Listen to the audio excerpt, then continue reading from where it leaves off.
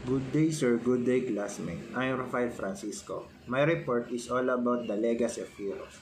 The phrase "a legacy of heroes," the story of Bataan and Corridor, refers to the harrowing and heroic story of the soldiers who fight in the defense of Bataan and Corridor during World War II, especially from December 1941 to 1942 as the part of Pacific Campaign.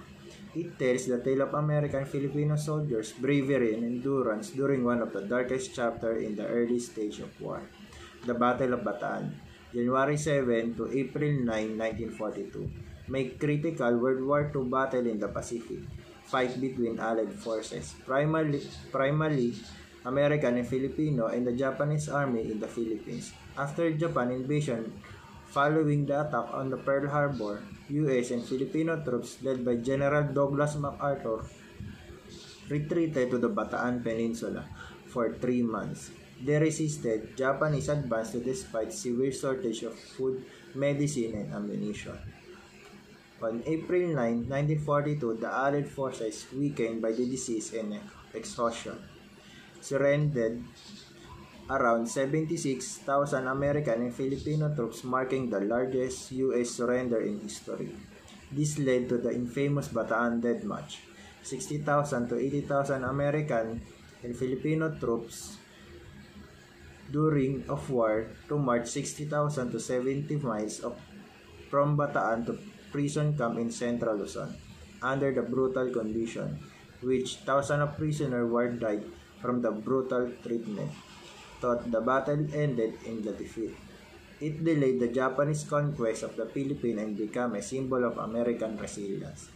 The Battle of Corridor, May 5 to 6, 1942, was the final stand of the Allied forces in the Philippines during World War II. Corridor, a heavily fortified island at the entrance of Manila Bay, was the last stronghold after the fall of Bataan. Following weeks of intense Japanese bombing, Japanese forces launched an amphibious assault on the island on May 5, 1942. Despite fierce resistance, the Allies led by General Jonathan Wainwright were overwhelmed.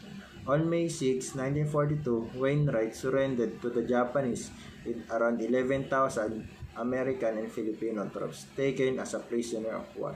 The fall of Corridor marked Japanese complete control of the Philippines. But the defenders' bravery became a symbol of Allied resilience, and the island was later captured by U.S. force in 1945. The defense of Bataan and Corridor marked the beginning and long struggle reclaiming the Philippines from Japanese occupation. This battle exempted